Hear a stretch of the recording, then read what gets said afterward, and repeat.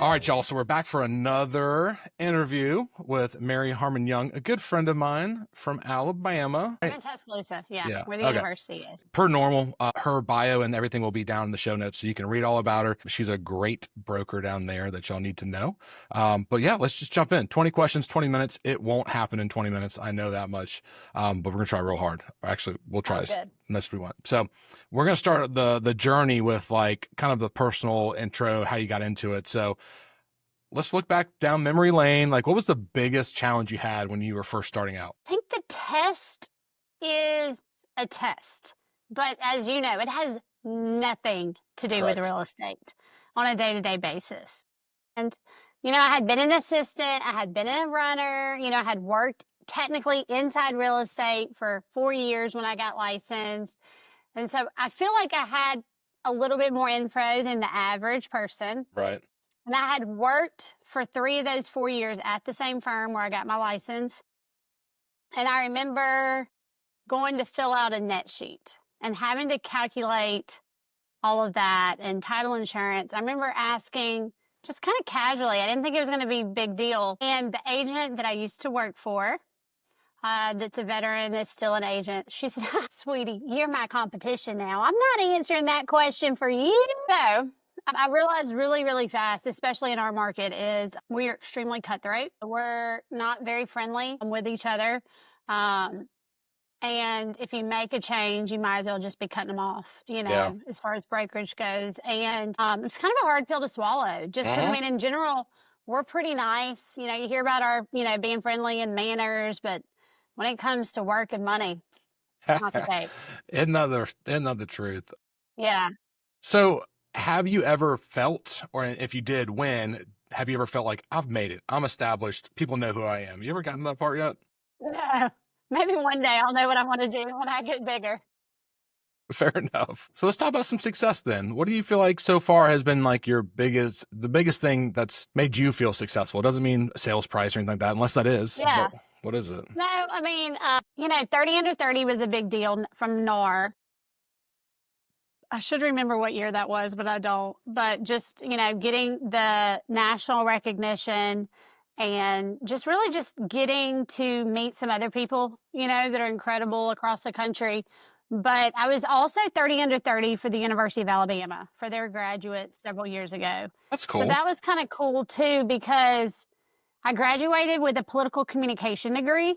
So I almost thought that they would be like, well, I mean, yeah, she came here, but she's not doing anything with her degree. Right. So it's kind of neat to see them recognize me regardless, of what field, I'm in. Cool. And through that, yeah. Well, no football player, pretty cool. no football player that went there is using their degree either. So there you go. Yeah. So if you had to put a superhero cape on, like, what do you feel like if you're talking to clients or other agents, like what's your real estate superhero, like power? So probably like comforting or calming. Okay. One of the things that I'm, pretty proud of is like, I sold a condo. I posted a picture of it with a really excited client yesterday. She bought like literally a $98,000 condo. 19-year-old, didn't want to pay rent, bought a $98,000 condo. It was a exciting closing, same thing. We made a big deal out of it, whole 9 yards, and left it and went straight to a, $2 million listing on the lake. And so I've worked with a variety of different clients. Right. Investors, sellers, buyers, first-time home buyers, everything in between. And I try to treat them all as equally as I can, right, both with marketing and conversations. And so being able to just sit down and be a calming and comforting spirit, whether they're going through a divorce and it's a horrible sell, whether it's an estate, whether it's an investor crunching numbers, but just like giving them the time to like listen and understand. Because, when we look at numbers, even people tell me, well, how's the market? I know sales are down. I'm like, yeah, sales are down, but we've had 4 incredible new families move to our area that are really going to be, awesome additions, and their kids are sweet, and they're going to be at Rock Quarry. And God, have you met our new chancellor that just moved down the street? He's known for XYZ type of leadership. So the university is really benefiting. So being able to really focus on the client, the family, the individual, and less about like you're a $300,000 sale, because they're going to feel that. Yeah, no, you're 100% right. And it's interesting as we do these interviews, like there's a theme to them, right? And it's not like, hey, I did a $10 million deal, which is super cool, but it's also the memories and the people like you that are successful get to really rely on, because that's the stuff that serves your soul, not necessarily, Mhm. yes, checks help, don't get me wrong, but checks only take your soul feeding so far. So I Yeah, 100% agree with you. 100%. So let's talk about a little more business approach now, like my second phase of questions. Where's your majority of your business come from? How do you get it? Where'd you source it? So I am probably 90% sphere. Okay. Some of those are going to be repeat clients. Some are going to be referral, but that's also going to include, I participate in Homes for Heroes, which is a program that's nationwide. So I get some referrals directly through that program, through local police and Yeah. fire. But two, just my social media, who I kind of count in my sphere Yeah. because they're seeing that. But it's pretty rare that I get like a stranger really Yeah. call. Okay. So just personal connections, networking, stuff Mhm. like the old school stuff. Yep. Do you have a way that you measure success for you? Because everybody feels differently about what's successful, but is there something that really stands out to you and you're like, I've done that. I feel good. Well, I've had to kind of reframe my mind, Okay. because I am very, very goal driven, and not just goal driven, but like stupid goals. Like if we're out at dinner one night, which we have been, and you're like, I bet you can't sell 60 houses. I'll be like, want to bet? And then if I only sell 58, I'm like Yeah. mad at myself. Right. So I've had to completely, sorry, my kid's walking in. That was fun. So I've had to completely reframe my mind Yeah.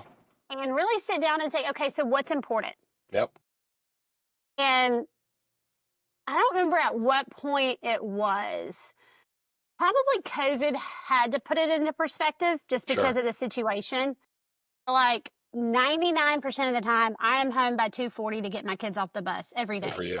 Now, I'm not saying they may not go to a showing with me if it's at 3:45, but like I'm doing the PTA events. Yep. I'm going with I haven't missed one of his, baseball games this year. Yeah. Good. And there was not that many years ago where I might be at the baseball game, but I was on my laptop. Yeah. Or I might catch the last 10 minutes, but I'm not there for the whole hour and a half. And so prioritizing my family, and what I've learned by doing that is I think one, I'm attracting clients that also appreciate that.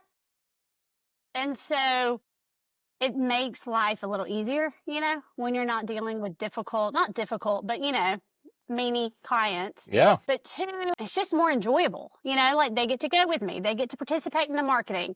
My clients bring their kids, and then they're all out in the backyard throwing footballs together. And it's more of a connection instead of just a door opener. Yeah. So being present, having family time, if you can do that and sell houses, that's what's success right now. You're huge into this, so I'm curious what your favorite one is, but what marketing strategies have been most effective for you? So you and I have had a lot of conversations about how I am not necessarily, I don't know if it's organized. I just didn't love a CRM. To me, it just Right. became too transactional when I did that. Right. So I tried email newsletters for the Okay. last 2 years, and one, I just couldn't get into them. I don't know, they just didn't seem personalized. So this year, I just actually submitted my fourth one. I'm doing paper newsletters. And Okay. I'm not doing like a market update. I'm doing like a ball my eyes out and talk about personal things. And so, and unfortunately, my brother just passed away about a month ago. And so that everybody kind of knew about that Yeah. anyway. It was like, why not? And we talked about, when you look at the most memories, they're all in your home. Right. They're the Christmas mornings, they're where you grew up, they're the memories around the kitchen table, and the ability of being able to give that to other people, to have Yeah. memories and houses and things like that. This month is less emotional. It is more on spring, family friendly spring things to do in town, and the azaleas are blooming, and Yeah. it's, the rebirth, and we're starting to have nighttime activities again. Right.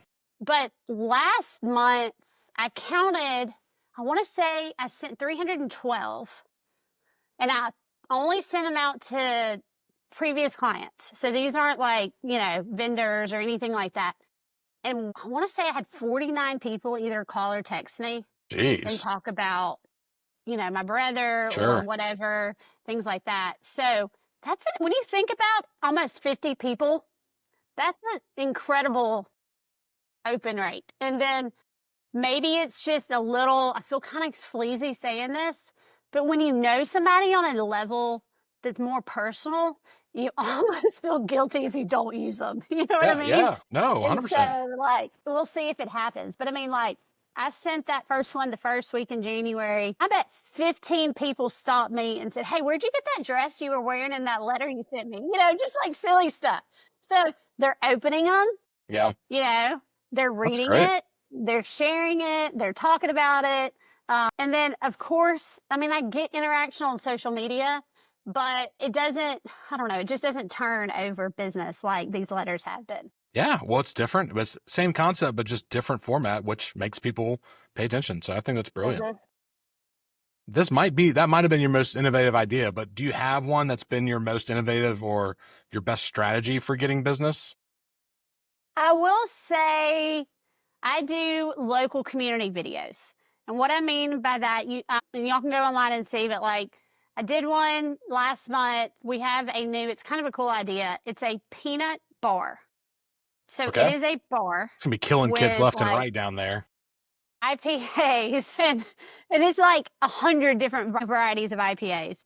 And then they make like 10 different flavors of peanuts. Some are Hell the yeah. Cajun, some are the regular, some of the what are those weird ones where you like get them wet? How are you talking about? Get them wet. I Yeah, love boiled peanut. You mean boiled peanuts? boiled. That's what it is. Boiled peanuts. So they have all different kinds. Yeah.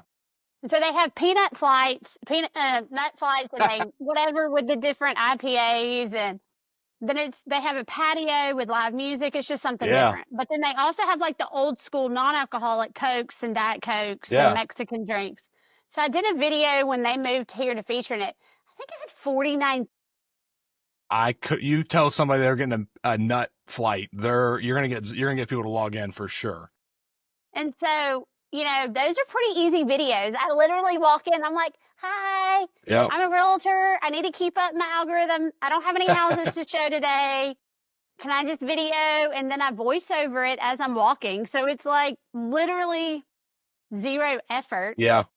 And I get so many views. And now I'm starting to get, and I've been doing it for probably 2 years, but I mean, I get businesses that reach out and say, like, we're getting a crumble cookie. Yeah. And they were like, "Hey, we saw you the one you did for chip cookie. Would you come and do the same thing? That's awesome. Maybe a little better, than our competition." So, it's just something that's a little bit more fun, Yeah. less salesy, but it's community and things like that. Yeah. No, that's great. All right. So a little bit of a change in gears, but like, what's a common mistake that you think new agents make and they shouldn't? That it's easy.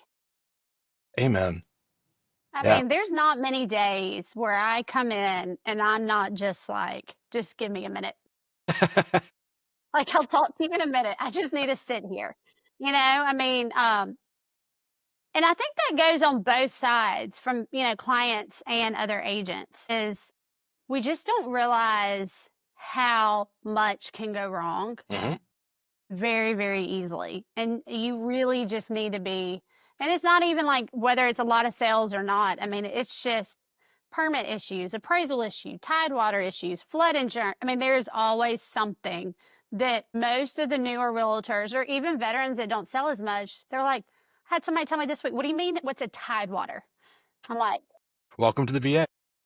yeah, it's there, So there's just and you don't even, and that's not on the test. Like I said, there's not a real easy way to learn that. It's just Yeah. experience. Yeah. Being naive and thinking it's easy. That's where they get their humble sauce for sure. So if you're Yes, willing to share, whatever you want to share, like, what do you feel like has been your biggest mistake in real estate? you'll probably think this is funny since we had this conversation for years. Probably not being willing to make a change sooner. I moved probably back in 2010 to a mom and pop brokerage where I was the associate broker for until last year. I didn't really have any major complaints. I didn't have a bad split. My broker paid for a lot. I'd had my broker's license before I went there, though.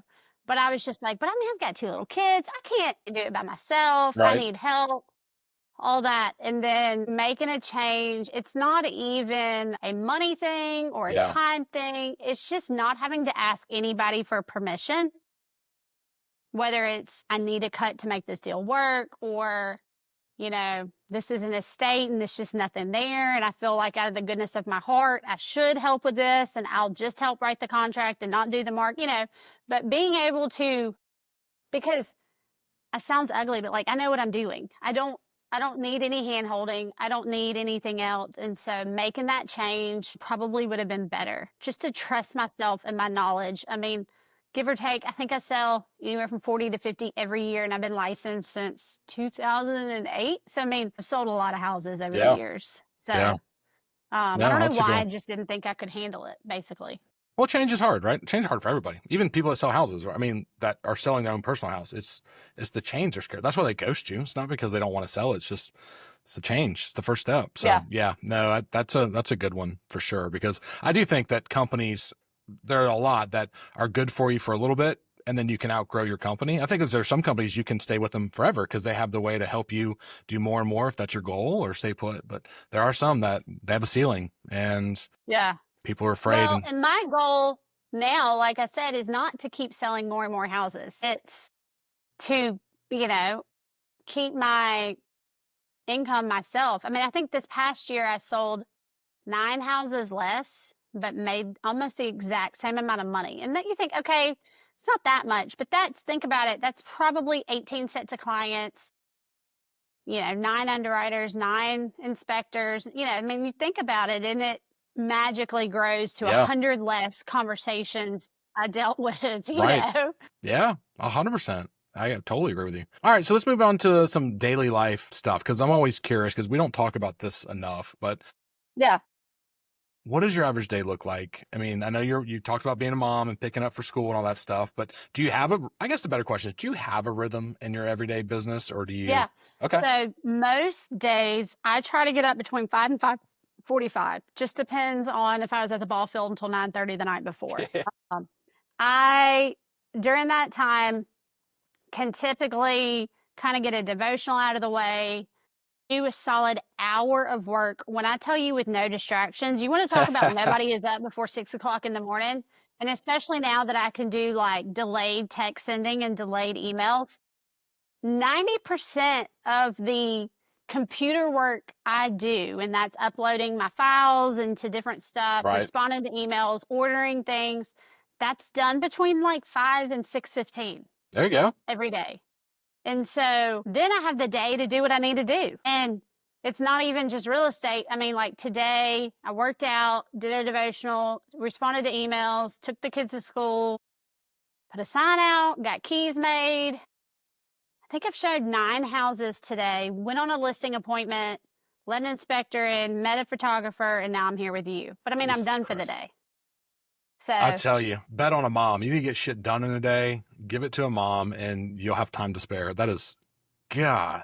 Most people are like, I drink coffee. That's what my day looks like. So good on you. I was gonna ask how you start your day, but that's what I'm not gonna ask. So is there an app or a tool that you use that helps you make sure you focus on what you want to get done? And like, nope, okay. no, I will say I am an AI app, not just app, but an AI.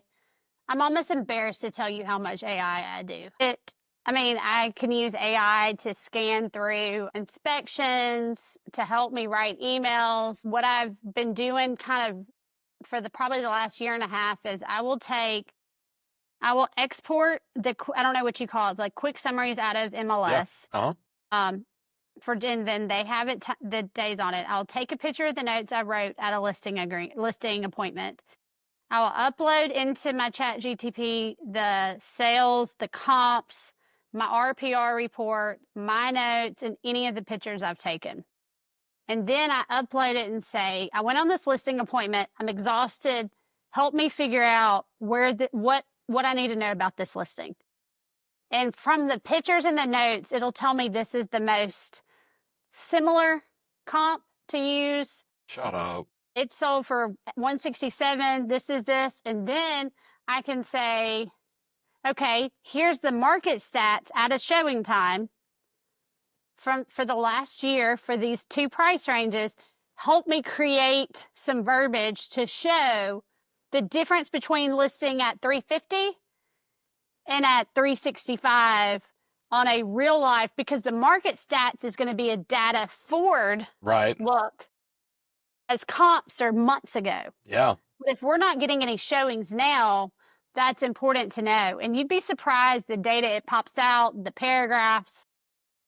I use it creating buyer personas from, the ones we've talked about before. But I mean, and then I just hit now, put it into a PDF form, and I hit print. There you go. Look at you. So That is one of the most robust ones I've heard. I mean, I'm uploading probably 8 PDFs and then pictures, and then putting, mix of the past and the future data to come out. Have you had deals that have closed and looked back at what it told you, and is it like close? Mhm. Yeah. Yeah. It's kind of like really awkward how close it is. Yeah. That's awesome. I will say though that Forewarn needs to be the app that every one of us has. For sure. Period. I've saved myself so much time and energy. You want that person to be real, or you want them to really be able to come look at this house. But a reality of it is, if they have 5 bankruptcies, they probably can't. Much less if they have 3, domestic violence assaults. You probably don't need to be with them showing. But being able to pull that up at a listing appointment for somebody that mentioned security and how do you get into the lockbox and what about an open house, but being able to pull up Forewarn and say, hey, look, I had this lead come in on one of my Facebook ads yesterday.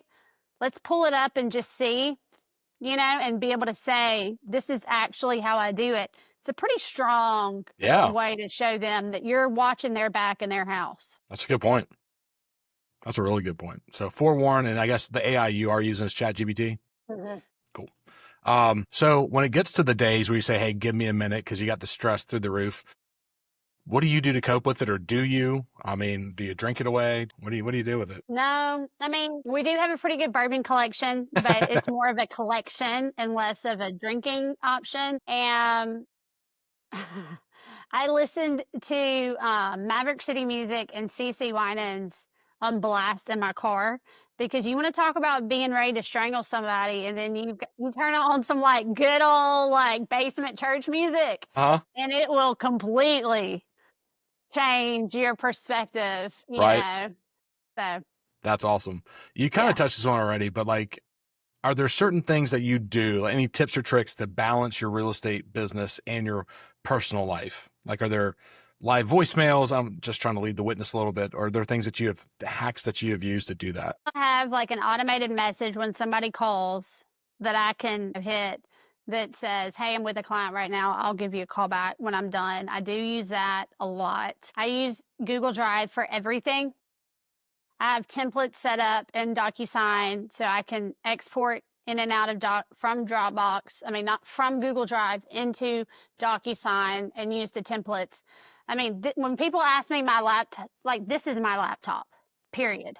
I do anything and everything off of this, especially now that you can use the Notes app to scan and upload straight into DocuSign. I have a thermal printer in my car if I need to print something out to get signatures for somebody that doesn't want to use DocuSign. So everything is in my movable office that is not clean. All right. So I know you don't have a crystal ball, or maybe you do. Maybe you do. So instead of asking you, like, what do you think real estate will look like in the future? I guess a better question is, like, what do you hope it looks like in the future? I do hope things get a little bit more affordable for the average person. Our rates are slowly coming down, but they're still relatively high. But they are coupled with, we still have higher list prices and stuff than I would have thought. Yeah. Especially after like Nick Saban left, and we've had some economic issues and just things like that. Yeah. So I do hope things get a little bit more affordable, but I hope we get a little bit less versus the rest of the world. Yeah. After this lawsuit, these last 2 years, a lot of realtors have been fighting amongst themselves about what's the best thing. Should we stay a member of NAR? Should we not? Well, I want to know what this is. No, I'm not going to tell you what this is. We can't talk about it, and everybody is just on edge, and nobody knows what to do. Yep. And I think if we just sat back and realize that we need to put the consumer first, no matter what, and we try to just calm down. The world is not ending. Right. People still need houses. I think that things will kind of work themselves out, and it'll be more enjoyable not only for us, but we'll probably get further as an industry because, honey is going to attract more, Yeah. Yeah. No, I agree. I think that's great. So you mentioned RPR earlier. Are there other, maybe it's ChatGPT, but how do you stay informed with market trends and changes and stuff like that? Do you have a certain go-to place, or just kind of take it where you get it? I do think everybody needs to look at market stats. I think most of the MLSs have showing time. Right. So being able to access that is already included. And, we're lucky that we have 30 under 30 where we can say like, hey, what's going on? What are y'all seeing? What are we not? I think the average agent doesn't. So but they can pretty easily, I think, find some other agents, especially with the social media, that they could kind of mastermind with. And I think that's important. But our markets are so different everywhere, and so we sometimes get in these national Facebook groups and, well, this is not how we do it. I mean, we're a non-disclosure state in Alabama, literally. So people call me all the time and they're like, what do you mean you don't have disclosures? Y'all don't do this? You don't do, I'm like, we don't do any of it. I don't know what to tell you. And so, but you've got to get information that's somewhat relevant to your market, to how you do things, to why you do things, because you could get some bad information if you don't. For sure. Well, all information subjective to who's delivering it, right? So you got to make sure you're getting unbiased stuff as well, because there's a lot of agents out there that think it's a horrible market, and you're like, actually, it's not. It's just a little tougher, but it's not horrible. So last question before I get into my old school questions, but if somebody were starting out in real estate, I probably should clump these together. What advice would you give them? Because we talked about like what not to do and, what would you change? But like, what would be the advice you'd give somebody starting out, came to you and said, Mary, I want to get into real estate? Yeah, I would think it'd be less about the numbers and the splits and more about the education, the coaching, and the mentorship. Like I said, everything's very, very different than the test, but just being able to have somebody that you can ask with the owner's title insurance, how it gets calculated. Right. And even some silly stuff. I can't tell you how many times I've had new agents call me and they're like, hey, I'm at your listing. I don't know how to open the lockbox. I'm like, you don't what? Okay, open this app. You're going to click the button on the end. Now hit the ENT that's on the lockbox. It's going to fall open. But, a lot of times you don't think to tell the new agent, sure, hey, let's practice opening a lockbox. Mm-hmm. Yeah. What happens if it doesn't connect? There's a way to manually do it. Let me show you how. There's nothing worse than being there and can't get it to connect. For sure, yeah. But those are the kinds of questions they need to ask. Like, what happens? What are you going to teach me? Not just what's my split. Amen. So my last question, and it's, what are some old school tactics or tricks that you kind of live by in real estate? The agents today were like, oh my God, I don't do that shit. And you're like, no, actually I do. I send just listed letters. I told you, I started sending letters in the mail. I still do open houses. I've got a buyer letters. So I would say we're very, very old school in that sense. We invite the neighbors to the open house because Susu walking down the street doesn't know if they're an owner, neighbor, or visitor until they can say, so-and-so has a 2-year-old too. Yep. Y'all would love playing together. Yep. Much more of a collaborative approach, even with the AI. But no, we're still pictures, open houses, just listed letters, a lot of the basic old school. Sweet. Well, Mary Harmon Young, thank you for taking your time out of your day and picking your kids up and making them be quiet during this whole thing. I know that wasn't easy, but as always, good seeing you. Thanks for sharing. I appreciate it. Thank you for having me. All your contact, social media will be in the show notes. So send her, reach out or send her some referrals. She likes those better. Yes, always. But thanks again. Appreciate you. Thanks.